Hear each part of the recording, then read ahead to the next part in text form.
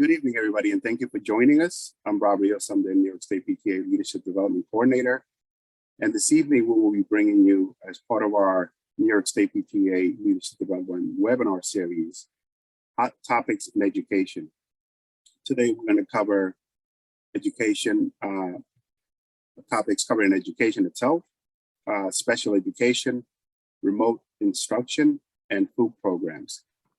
And I'll introduce Jackie Wilson, who is our New York State PTA Leadership Development Training Specialist, to introduce our panel speakers. We have a full agenda of a series of panel speakers, so bear with us and we'll start moderating the questions after Jackie's introduction. Thank you. Thank you, Rob, and thanks to the advocacy team under the leadership of Designated Officer Helen Hoffman for their presentation tonight. And our presenters will be the following: Amy Heisick, Wellness Coordinator; Megan Zarsi, Education Coordinator. You can kind of put your video on there so we can see you. Patrice Racklin, Resolutions Coordinator; Lissa Zukov, Family Engagement Coordinator; Marianne Carangelo, Environmental Specialist; and Pat Jenko, Health Specialist. So I'll turn the program over to our panelists for the discussion. Thank you. Thank you. So today we'll start with the topic of education. Our speakers will be Amy and Megan. And I'll start with our first question. Amy and Megan, how are you? Hi, thank you this evening. Good. And Amy and Megan will be on the hot seat today. They have 2 sessions that they'll be speaking about. So again, no pressure.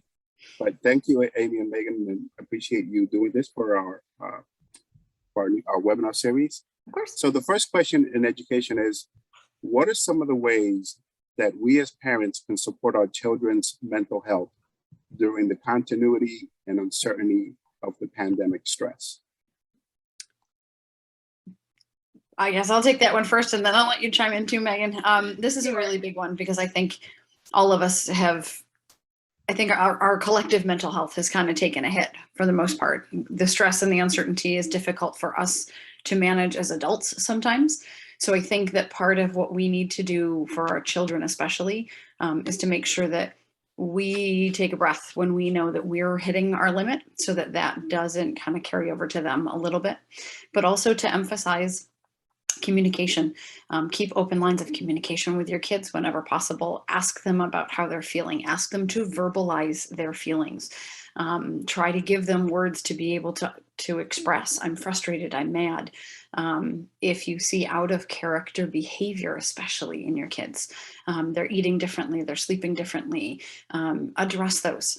Ask them what's going on. See if you can get to the root of what they're scared about or what they're anxious about, and be able to reassure them. I try to do this with my child almost daily, is just reassure them. I love you and I'm proud of you. Is there anything I can do to help you? And sometimes they'll be able to tell you, sometimes they won't. But to give them those times to be able to verbalize their feelings, to ask them about their feelings, and to let them know feelings are okay.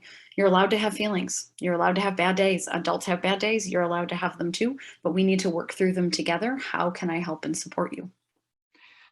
Additionally, too, if for some reason, because this is actually a really real life situation going on in my own home right now with my 8-year-old son, who is on the autism spectrum and has ADHD as well.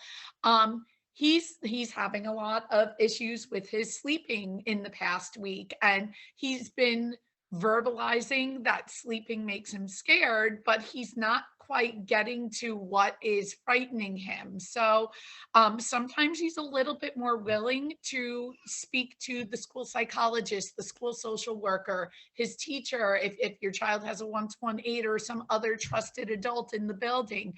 If you're having trouble connecting the dots at home because your child isn't for whatever reason, reach out to the team at school. Maybe they can give you some other insight as to something that's going on there so that you can put all the pieces together to best support your child's mental health. Thank you.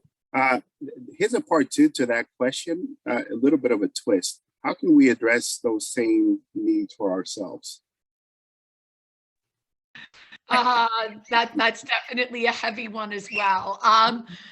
Amy, take this because I hear screaming in the background. I'll be Fabulous. It's a good question, and I think sometimes we're better at it than others. I think that just trying to be as consciously aware of our own state of mental health and recognizing when we're not feeling like ourselves and when we're not relating to other people the way that we would, and trying to recognize those signs and those. For me, I get really short-tempered. I find myself getting a little snippy or a little snappy with my family, and then I have to realize, wait, that really did come out the way that it sounded in like my head, and I didn't mean to say that. And so it's that recognition of, okay, I'm really sorry that didn't come out the way I intended. I'm a little short-tempered. Something's going on with me. But having that sort of taking your own pulse every once in a while and recognizing that, and then reaching out to either family or friends yourself to be able to get that help, which is really hard for us to do as adults. I think we just need to normalize those conversations too. If we are expecting our kids to be able to have those conversations, we need to model that behavior as parents and as adults by recognizing, you know what, I'm not okay right now and I need to go get some help, or I need to go have a conversation, and I need to take care of myself too. And all of us as PTA leaders, we have the tendency to heavy lift for so many people. Our unit and council communities, our work communities, things like that. Taking a step back for your own mental health and saying, I need a moment, or no, I can't add that extra piece of pie to my plate right now. It's okay. And it might actually be the right thing to do for your mental health. Asking other people to step in and help you, showing somebody what to do in order to help you, because the weight of the world is on our shoulders right now. And additionally, on the adult side of things, recognizing that it's okay to take a step back when dealing with things within your child's school, because we're all at stress level infinity right now. Our baseline is up here. And when our baselines are usually down here, everybody's baseline is up here, including educators, staff. Just taking a step back and realizing and putting yourself in somebody else's shoes as well, realizing what you're saying, like Amy was saying, may not be coming across to that person the way that you want it to, and just not being afraid to breathe. I know that's a tall order, but we can do it. Thank you. The second question is, with the inconsistencies in in-person instruction over the past few years, how can we help our students regain that academic momentum? I think that starts at least with, from both a teacher perspective and a parent perspective, emphasizing the importance of education and consistency in either doing homework or having a set time to read, having a time to turn off a screen and say, you know what, we've had enough screen, go read a book. Even if it's, you don't have homework, great, go read a book, go draw a picture, go do something with your brain, and that is a stimulation of brain rather than just consuming information. Do something that actually tasks your brain with learning or reading or creating. Even in the situation, our kids are going to be okay. I know that, we don't say learning loss, but it is inconsistency in education. It's inconsistency with teachers being absent, kids being absent, the class makeup being different when kids are out on quarantine and back. So just the school environment is inconsistent. But I think as parents, if we in our homes can emphasize with our children how that it is important to still learn, even if there's weirdness going on at school or something else, still reading, still building your vocabulary, doing math facts. If you have a kid who likes math, give them math problems, have them help cook so that they learn some of those math facts while cooking and while reading a recipe. But just to emphasize that continual learning is important, I think is one of the ways that we can really do that for our kids. Yeah, agreed. She said it exactly the way I would have. Okay. Thanks, Megan. Thanks, Amy. The third question is, for music and arts arts education, how do we help students transition back into the performance or the visuals in the classroom setting? I will take this one as a music educator myself. What music arts, your special area teachers, especially in the secondary level, which is where I live, we're lucky in that our classes that, yes, we have state and national standards and regulations. We don't necessarily have the attachment of a test or an impending state test or regional test, NISMA notwithstanding. So I've had, like every other teacher this year, kids with inconsistent attendance for health or quarantine reasons. Whenever they come back, I welcome them back with love. I make sure they are a part of the team from the day they set foot back in my classroom, and make sure that whatever skills that we've been working on in class, they continue to catch up on their own time, because these kids are burdened with, especially on the secondary level, 8, 9 other classes that they have to catch up on, depending on the level of remote instruction they were able to have during quarantine or other health reasons. So my classroom, I try to emphasize the team. I emphasize belonging. I emphasize meeting you at your own level on your instrument. I'm an orchestra and general music teacher, and just having that sense of belonging for so many kids, going back to the mental health piece, is a crucial part of making sure that they feel connected to the school community and mentally healthy as well. So also a great spontaneous jam session on We Don't Talk About Bruno right now with the middle schoolers is such a mentally healthy thing to do. And that random moment that I had today with a couple of kids just really emphasized a sense of community for a couple of kids that have been out for the past week and a half. It was just something spontaneous and fun.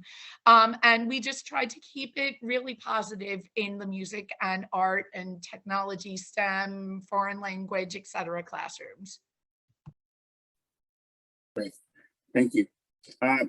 Do we have any questions in the chat box, and we'll move to the second topic?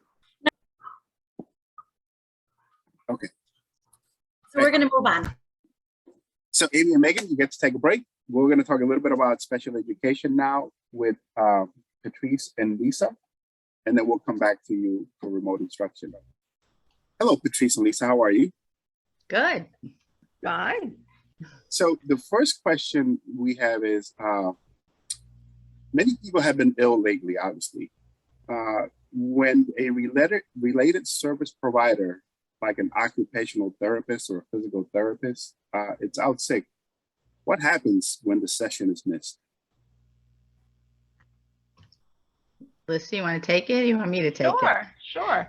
Well, the school needs to provide a make-up for any missed time that's required in the student's IEP, or they have to provide a qualified substitute. This also includes if they're not able to find a provider, because right now there's a shortage, and that is a struggle. But you should definitely keep track of time that's missed, how long it's been since your child received those services, if there, you know, what sessions were missed, and you want to ask for logs. The school will tell you, because sometimes it's hard to know what happens in the school building, but you can ask for logs and find out exactly how many sessions your child did or did not have. And I would also suggest to maybe build on what Amy and Megan were talking about missed time. You can also do things at home. There, you can, if your child receives, let's say, speech or PT or OT, you can go online and find ample resources of things you could try at home to kind of keep those skills sharp. And certainly reach out to the school and the team. If there's an activity they think would help, they're always happy to share. So don't ever stop keeping track of what's missing, but also try to keep hold of it on your own. Yeah, and I would like to add that communication is key. Communicate with their primary teacher or the person who would be in charge, their caseworker, the special ed department head within the school, the pupil services person in the district. Have those lines of communication open. This way you'll always have somebody to connect with, and you may be making them aware of an issue that they may not be aware of. So those lines of communication are very, very important. You can basically, once those lines are open, you have a way of making sure your child gets what they're entitled to and what they need to have to be successful in school.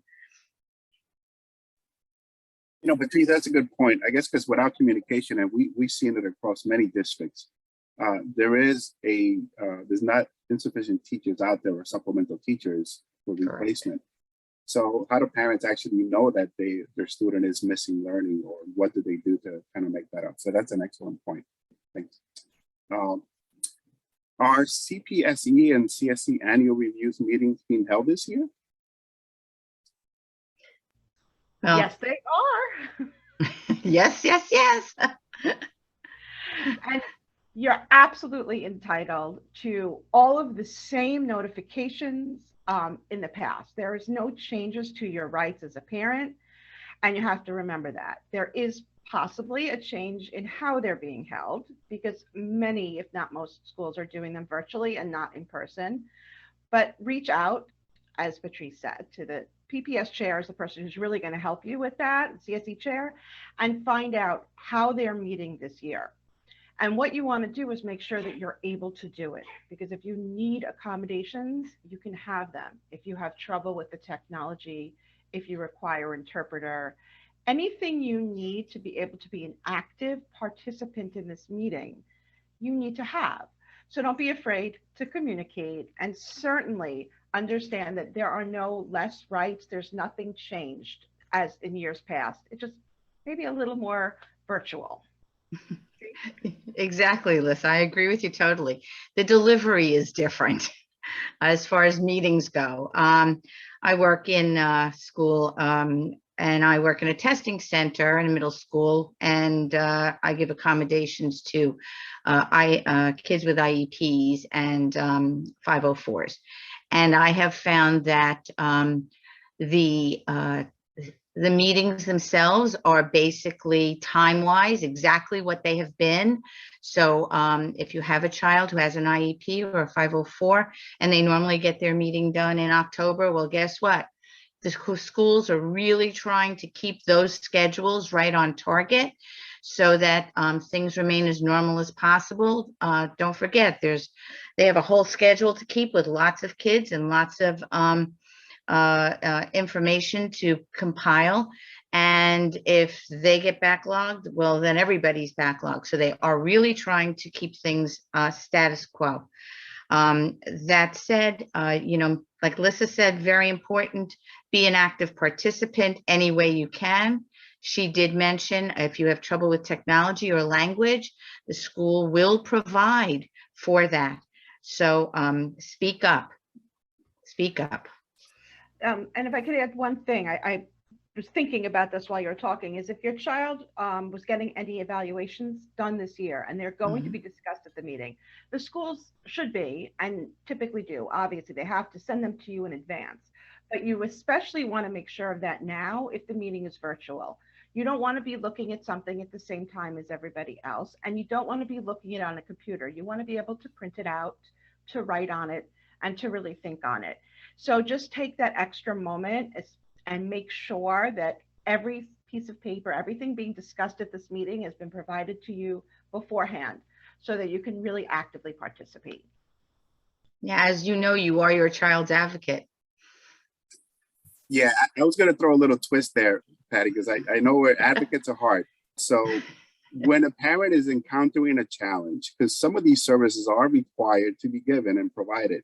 Correct. And we have the challenge, obviously, of the pandemic. So what is the best course? So what should parents do in trying to ensure that these services are provided, or the evaluations of the IEPs, or, you know? I think information, whether it's communication and information, you have to know informationally what your child needs, what as Lisa mentioned, the reports, the evaluations, there's a whole host of paperwork and documents that go into creating IEPs and of course 504s. So having that information, and then the communication piece, always being on top of it. It's like having another job, but it's probably one of the most important jobs you're ever going to have. You want your child to succeed. They can succeed. They can succeed as long as someone is on top of what's happening. That could be a parent advocate, that could be you, that could be an interested teacher that really, takes a shine and wants to make sure the kid gets the best. As long as somebody really has to mind the store. And we're in a situation now where there are so many people out, as you had mentioned earlier, and it's hard to do that. But the effort has to be put in. We can't drop the ball for some of our more vulnerable students. We just can't drop the ball. And I will add, I've mentioned this probably before, so I'm sure I've said it before, I'll say it again. Write it down. I keep a planner, a small notebook that's dedicated only to this.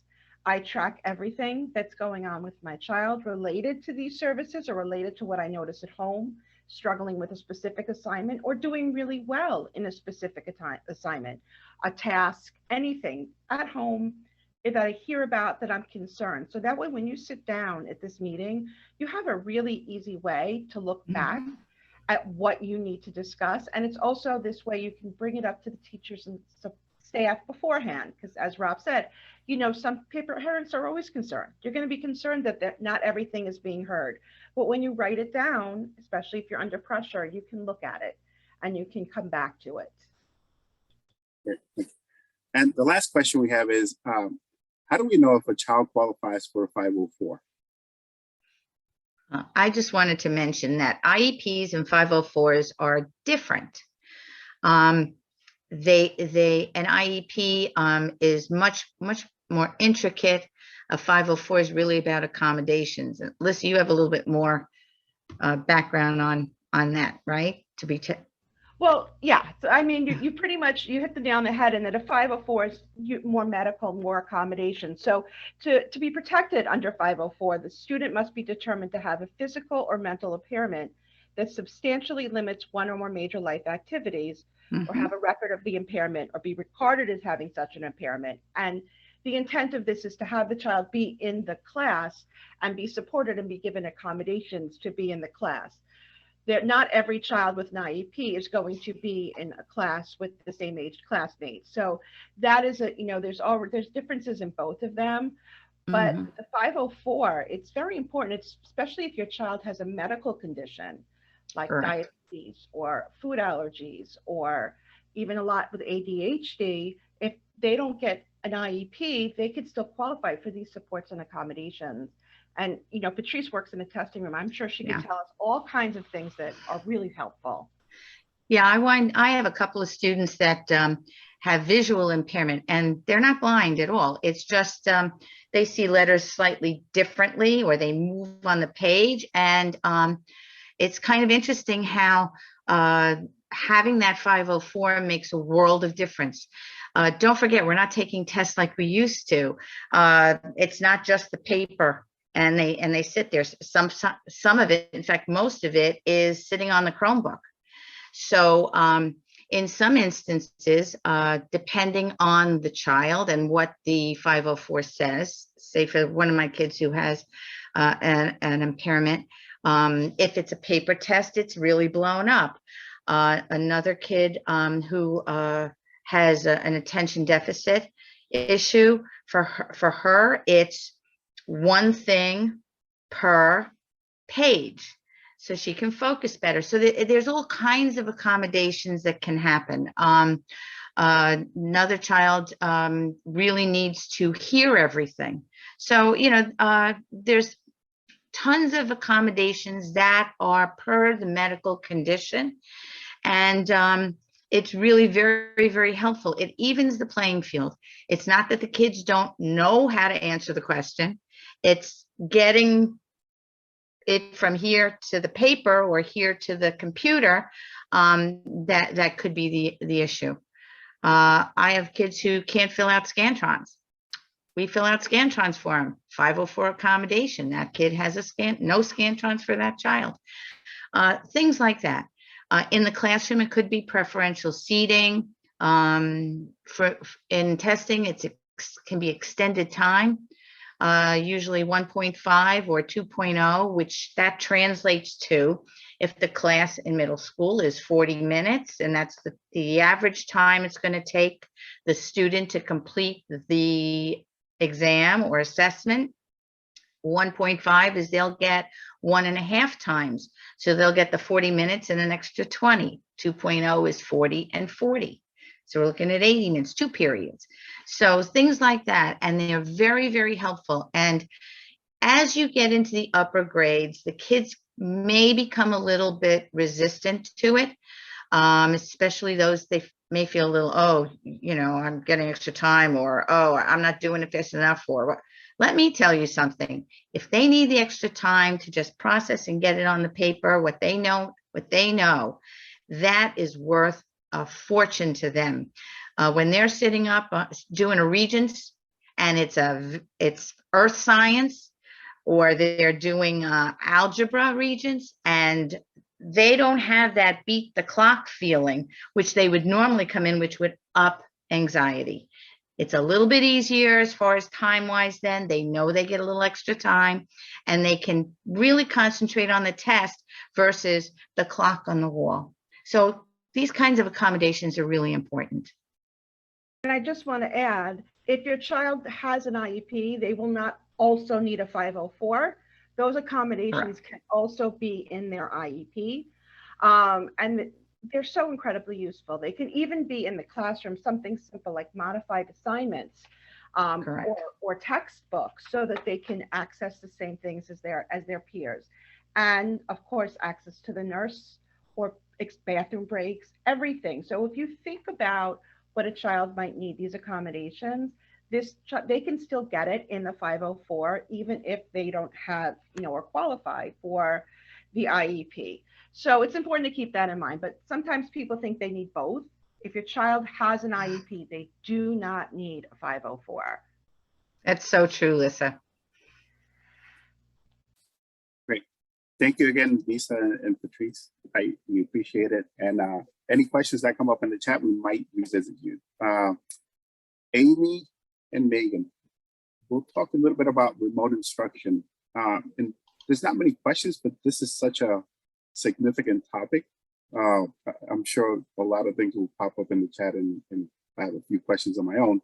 But we'll start with the general one.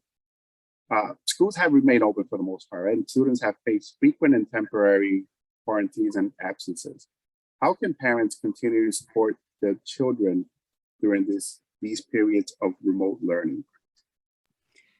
I think part of this goes back to some of the inconsistency from before too, for kids who have been out on quarantine, or sometimes multiple. I think that's tapering off now, hopefully. But I remember in the beginning of the year, I had several students or several, friends whose kids were out on quarantine and then just got back to school and then had to quarantine again because of another exposure.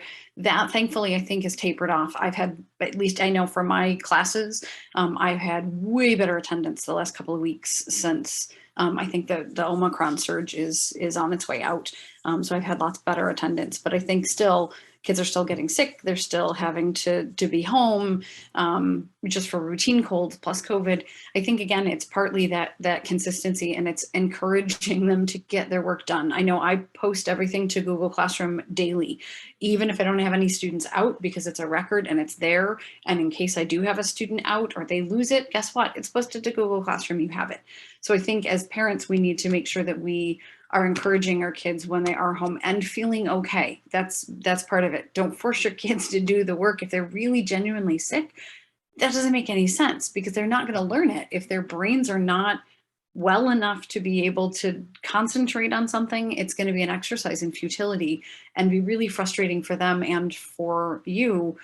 to try to force them into that. So I would say encourage them to do it if they feel well enough to. If they are home because of a quarantine or an exposure and they feel fine, then very much encourage them to check in with Google Classroom to make sure they're keeping up with things if they are old enough to do so. If not, reach out to the teacher and just send the teacher a quick email. Hey, my kid's going to be out for these many days. What can I be or what should I be working on with them? What should I encourage them to do while they're home so that they're not as far behind when they come back? But what, reach out to see what they can do at home or what you can help them do at home. But I think, again, emphasizing the consistent habits, the consistent work time, if your child is able to while they're out, I think is a very important piece of that. Right. And likewise, even with your special areas, especially in the secondary world, I keep a running Google Doc on my orchestra Google Classrooms that I update every other day when they have rehearsals. So this way, any student that's out on quarantine or out for any extended reason can just go to that rehearsal doc and see, oh, okay, the kids in school worked on X, Y, and Z in rehearsal, just to, mentally keep track of what we worked on. Again, I am not pushing for a child to practice if they are sick, if they are under the weather any way, shape, or form, but it's good for them to just stay up to date with where we're at musically. And in my general music classrooms, because they are a little bit more academic in nature, I always post whatever slideshow notes that I'm giving that day. If I'm playing musical examples, I post those clips as well. If I'm doing some sort of in-class quiz activity or game, I post that link as well to keep those kids connected to the classroom. And I encourage my kids and their parents to reach out to me for when they come back to school for any extra help. If they're feeling overwhelmed, here's my extra help. Let's help you get caught up, no matter how much it takes. Just a lot of grace and patience right now. I think too, that the other thing that I wanted to mention too is every district has adopted a different set of tech tools. Some are Google Schools, some are Schoology, some are there's a whole host of everything, and there really is not any consistency from district to district.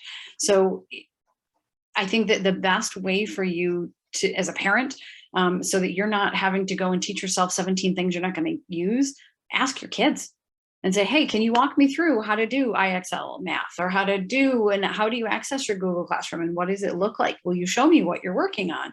Will you show me what your assignments look like? And so you can kind of play detective a little bit and go like, oh, what's this little tab that says missing? Is there anything in there? Like, let's look. We found a couple for my kid when doing that. Oh, what is that? That's a thing that you should have. Oh yeah, okay. So that's a way that you can do it too, so that you're not having to go and teach yourself how to use all of those things. Tap your kids for having them walk you through it. If they are using those tech tools every day at school, they should be able to show you how to access it, at least on their end. You may not have parent access to all of the systems that they do, but you can sit down with them or next to them and say, hey, will you walk me through it? Show me how you do this. Hey, how do you do an IXL thing? Or how do you access things on Google Classroom, and show me what you're working on. That may be a way that you can kind of keep tabs on it without being so obvious about keeping tabs on them, especially for middle school or older kids. Like, you don't want to, but you just still want to, keep tabs on things, but you don't want to make it super obvious. So that's a way that you can kind of throw it right in there, just as a parent who's going through that right now. Yeah, I know oftentimes I will have students click away on something that says missing just because their parents are super involved in making sure they're up to date with all of their schoolwork. So if you're noticing too that the grades that you see on the parent portal aren't quite aligning with what you're seeing on your child's Google Classroom or Schoology, have that conversation with them and say, hey, why did this get turned in when it really says that it's missing on the portal? And you'd be surprised. Yeah, this is such a big topic. Like you say, every district, it's completely different. And especially when we talk about synchronous learning, asynchronous learning, and then the rules kind of shift as well. To if the whole class is quarantined, they might just be doing asynchronous learning, where in the past it was expected to be doing synchronous learning. So, and again, I'm sure you'll keep saying it. What should parents then be doing to at least establish what the minimum baseline is as far as understanding and what they can expect, whether their child is sick, whether they're quarantined, whether their kid is going to get marked absent because the whole class is, all these different components. Can you talk a little bit about what base should a parent have and how to go about it? I don't think that there is a consistent one, and again, it's a moving target and it keeps shifting. So I think that what the sort of rules were at the beginning of the school year are now different. I don't think that those same rules apply because it is rarer for an entire class to be quarantined, I think now. So it will be a segment of the class or just a close contact and some of the kids that are there. So that I know in my district this year, we were not, again, I teach at the high school level, but we were not required to do synchronous instruction. And we have had no entire classes quarantined. It's close contact and a couple of kids only. And we were actually told that we could provide, as long as things were on Google Classroom, we had to have office hours so that if kids needed the extra help, we could do that. But we were not required to do the same synchronous and asynchronous. I can tell you that from doing that all last year, the amount of stress and headache and it was immense. So for teachers who had to try to juggle both the kids who were home on Zoom plus the ones in the classroom at the same time, that was an unsustainable model for educators. It pushed all of us to our breaking point. And so I think all of us at the beginning of this school year kind of went to boards of education and superintendents and went, if you make us do that again, all of us are going to quit. Maybe not really, but pretty close, because that was an unsustainable model. It was a heroic effort that we were able to sustain for that 1 year, but going forward as a school model, that is not something that it should be or can be expected in any sort of long-term kind of thing. The conversation about whether some remote instruction option should exist for kids is a separate conversation. So there are kids who did very, very well and succeeded, worlds above what they were able to do in person on remote instruction, but that is not all students. And so to be able to accommodate both of those, there has to be a shift in a larger piece of education, not just saying, hey, teachers, you have this one kid who's really good at remote instruction. You now have to do both because you have to accommodate this one kid and all your kids in the classroom. Can't do that. We can't split our time and attention like that as an ongoing kind of basis. So that synchronous, asynchronous, I think that right now it's synchronous instruction. If an entire class is quarantined, that's a separate issue. That should be synchronous instruction from remote for a whole class. But I think that those days of having to do that, I think we are past that point in the progression of the pandemic. I think that it's pockets of students or individual cases rather than whole classes or whole buildings at this point. So I'm hoping that is less of a concern going forward. Rob, But we I just would- had a quick question in the chat. Can you define the term synchronous and asynchronous? Yes, sorry, that was a very good question. So Yes. synchronous is simultaneous instruction. So it is instruction happening at the same time. So synchronous instruction would be all students either logging on or in person or some mixture of both at the same time. So one teacher is delivering instruction to all of the students in the class at the same time, but that might be a mixture of some kids at home and some kids in the classroom. So synchronous is at the same time. Asynchronous is assignments are posted, but they don't have to be completed at the same time. At the beginning of last year, our district allowed us to just do asynchronous instruction. So I, for my students, would post a weekly schedule and say, hey, on Monday, here's what we're going to do. And I would post the assignments for Monday. And then Wednesday, I would post other assignments. And then Friday, I would post other assignments. And everything is due by the next Monday. You really wanted to do it all in one day and tank your weekend? Go right ahead. As long as the work got done, but it was up to you to determine when you were going to do it. So asynchronous does not have to be at the same time. The assignments are posted, but all students are not meeting in a live session or a live instructional time. Whereas a synchronous instruction setting, both the students and the teachers are all together in some format, whether it's in person or on Zoom or some hybrid model. And there are definitely some subjects that work that where you can have synchronous instruction more condusively than others.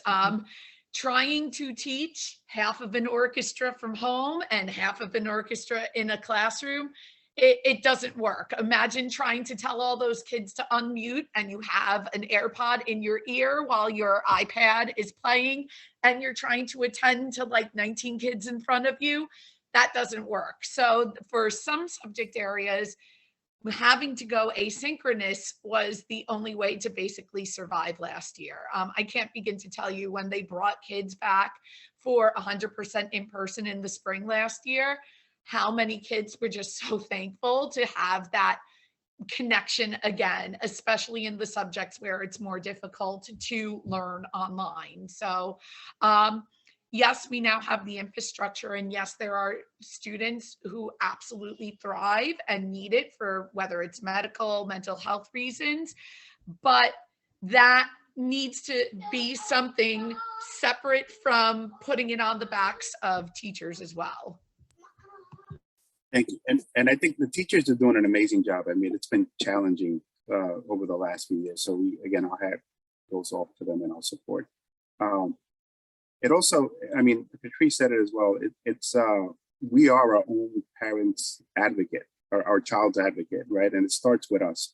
So it's really engaging in the teacher and asking the questions. How does it work asynchronous? Do I get the packets? Do they get to submit them or take pictures? What's the frequency in that when they go to schools?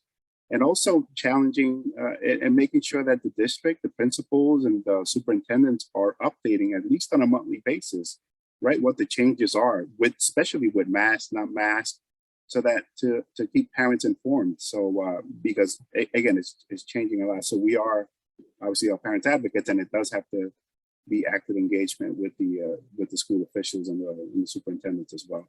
So I think one thing too that is something that we're trying to work on with my child as well is teaching our children to be their own advocates too. So yes, we are absolutely their advocates, and we should be checking in with them. But part of this, one of the skills that I think that we should be building is in things like the grades. Okay, this is a missing thing, and Schoolology doesn't match up with what's on Google Classroom.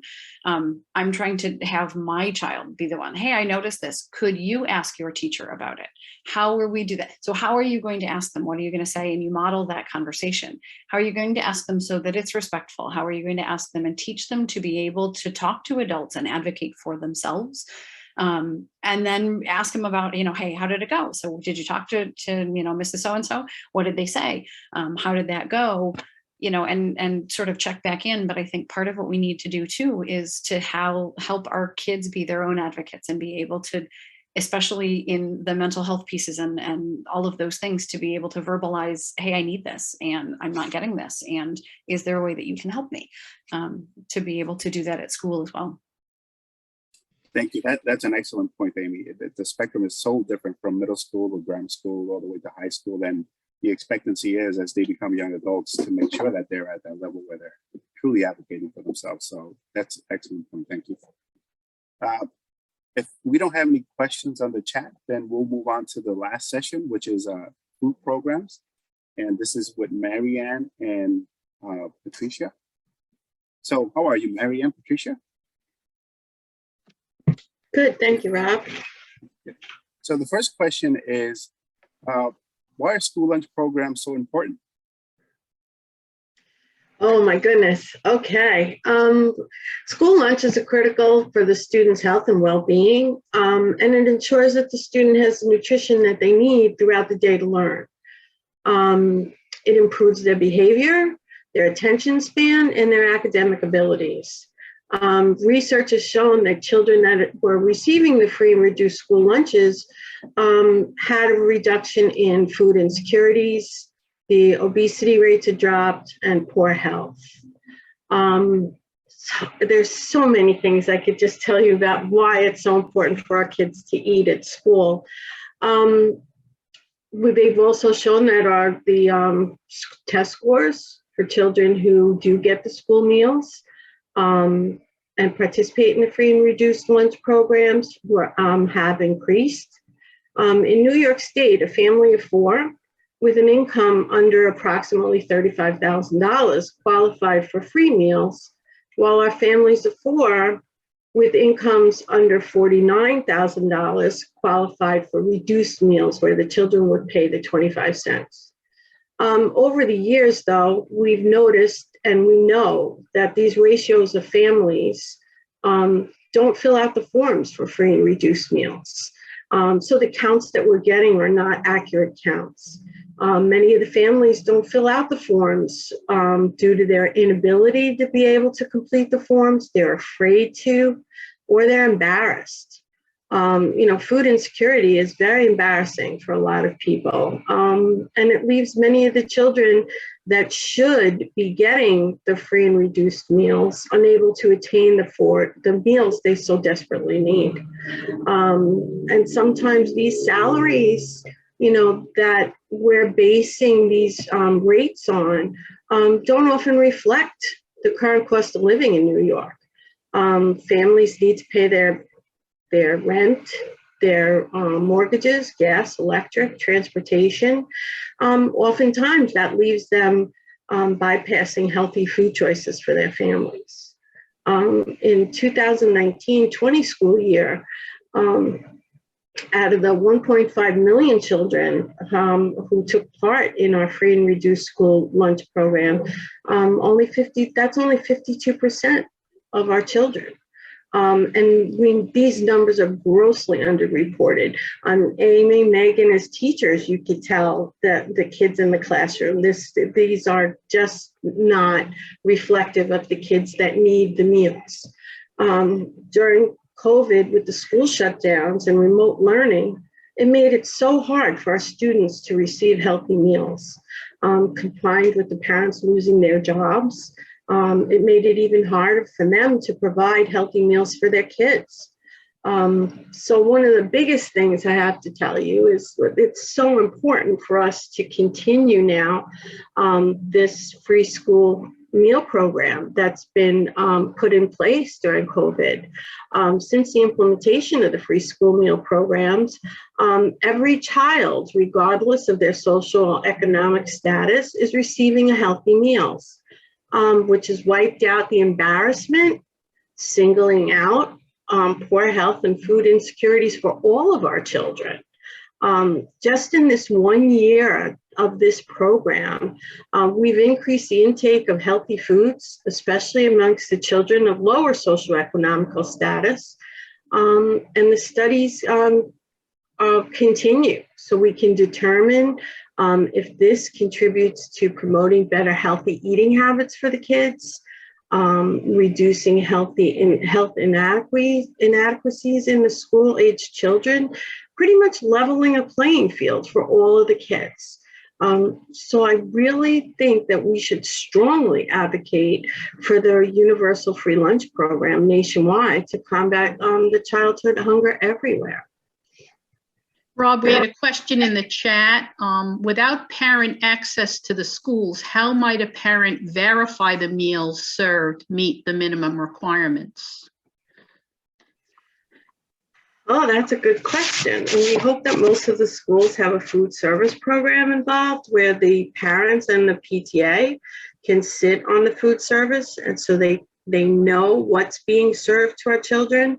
The USDA regulations are very strict on what should be being served in the schools, and the majority of schools in New York State make the menus available to the parents.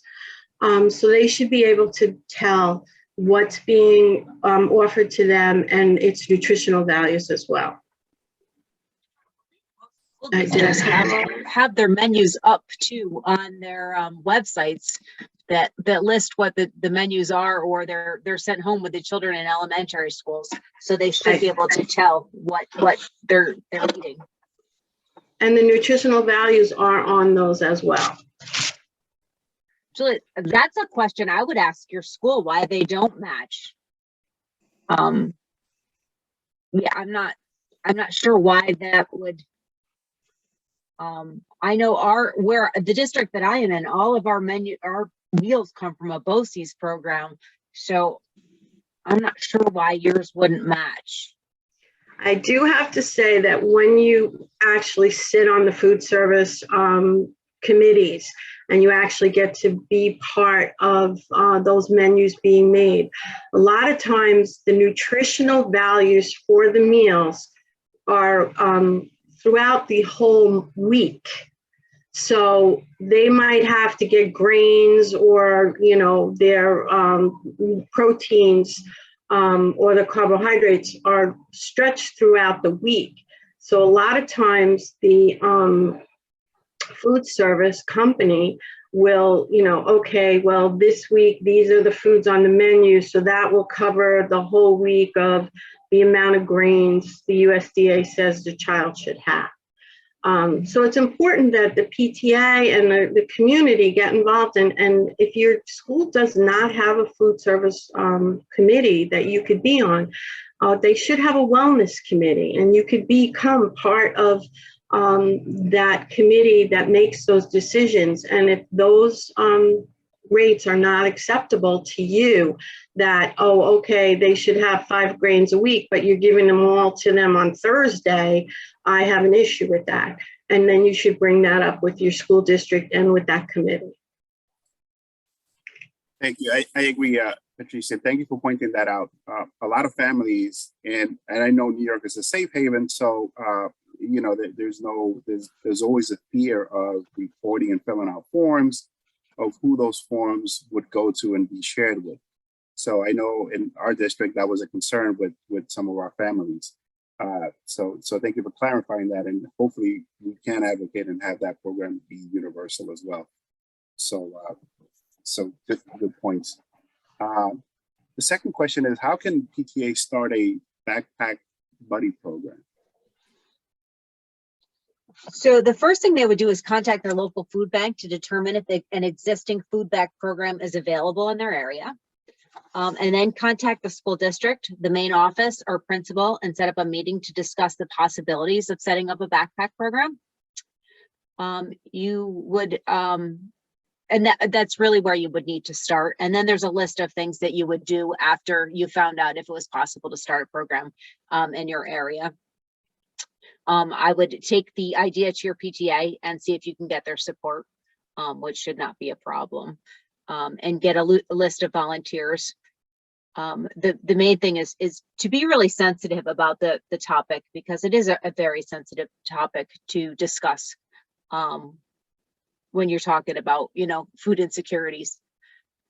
But can you clarify a little bit what is a backpack program? So basically a backpack program is for days of the week when there are no school. Most of the programs are in the summertime when they're, I know the program that we have here, they do it at a local park. The kids come with their backpack, they fill the backpack. Most of the time it's for 2 or 3 days at a time. During the school year, they'll fill it up for the weekend. So it's typically for days when school is not in session. Okay. One in of the general- things, oh, I'm sorry. sorry, go ahead, Rob. No, I just wanted to state, one of the things though with this program is you have to be aware, if you're going to start this program, emergency shut days, snow days, holidays, because you're not going to have the availability of the school being open for you to give out food at this program. So you have to make concessions for that and keep that in mind. So a districts, do they have their own programs and maybe called something different? Because I know within our district, there are limited schools that they offer throughout the summer, lunch in programs. So is it a little bit different, or is backpack something that's kind of universal across New York State? So our school district has their own program that we use, but there's also a backpack program that you can start if your school district does not do something. And it's sort of become a universal catchphrase for putting food in the kids' backpacks throughout the programs. But every school district can call it something else. Every food bank might call it something else.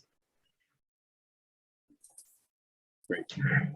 And I love the statistics on why food is important, and obviously the educational value that it brings to our kids, in many levels.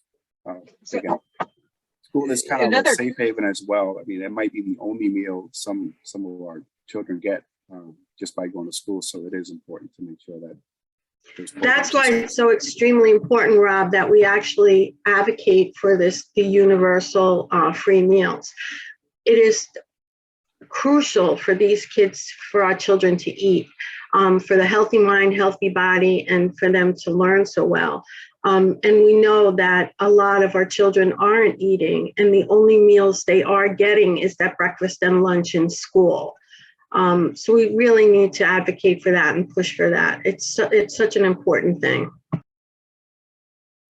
Our local schools are actually putting in, because they're becoming more community schools, we're actually putting in food banks into a couple of our local schools here now, which are really nice options too. The kids can go in and get what they need. The parents can come in with them, and it offers a little bit of a different, different options for them also. Hunger is such a sensitive topic, and it's embarrassing for a lot of families to admit it. And we know, just myself, I know that families where they'll pay their rent and they'll pay, their bills before there's money for food. And there are so many ways in this country and in our state for people to get the nutritious food that they need in order to sustain the healthy mind, healthy body for the children. And as PTA, we should be able to make them aware of that and help them with that, so that it's not an embarrassment. Sometimes things just go bad in your life, and that extra spaghetti and meat sauce might help for for a meal.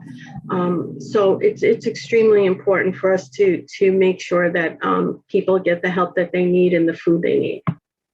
Absolutely. You're right, and especially these last right through this pandemic in the last few years, this has been more critical than anything, with the unemployment and even with the kids learning from home. Parents do have to make a sacrifice as being home and being able to support it and not go to work as well. So there's a lot of challenges. So that's an excellent point and important topic to continue to have. We also have so many of our businesses in the area, Rob, that of food service businesses who are willing to help out and supply our families with hot meals. So that's another way that the PTA can help with the school, with our social workers, to get meals to our families. Thank you so much. Great. Thank you. I want to thank all our panelists. Jackie, if we have any questions, feel free to put it in the chat and we'll address them. We had one, Rob. How are backpack program participants kept confidential? This is a concern for our district. Marianne, you want to take that, or you want me to take it? You know what? Why don't you? I'm not exactly positive about the if there's a difference between that and like the food pantry confidentiality on that. I'm more familiar with the food pantry part of it. So at the backpack program in the schools, and for confidentiality, this is why you should be working closely with your social worker and with the principal of the school if they're being given out at the school. Again, this is a big issue. People are embarrassed that confidentiality, we don't want singling out. So you need to work closely with the administration to ensure that the children who are receiving backpack buddy program get this food in a way that it's not singling them out. And you also want to make sure that the child who's not participating in the backpack program doesn't feel singled out either. But confidentiality is a big deal with this. Just like anything else we do in the school for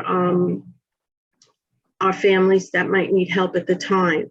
You shouldn't have a lot of people working to give out those meals. Some of the school districts have had it where it's the teachers doing it, or the custodial staff that are delivering the food to the students so they can put it in their backpack. Some of the districts will call down the children when they line up to go for the bus.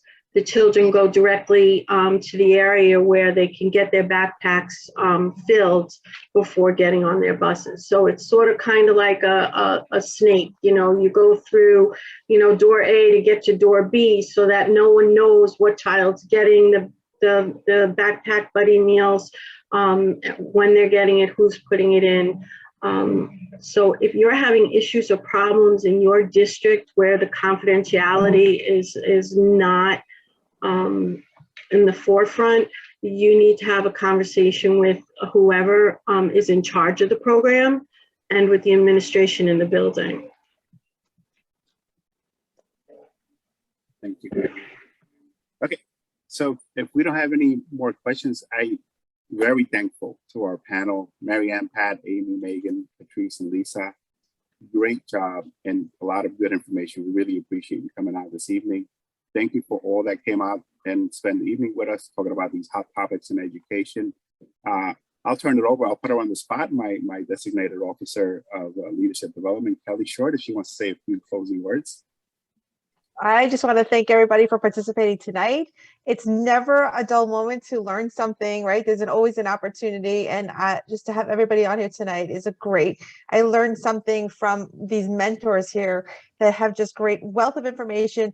And not just, you know, it's just not a textbook thing. They're in the field. They're working with our students and our parents. So I really appreciate that they bring their knowledge and their skills to us here. So thank you very much tonight. Great. Thank you again for joining us. Have a great evening. Thank you. Bye-bye. Thank you. Good night, all. Good night.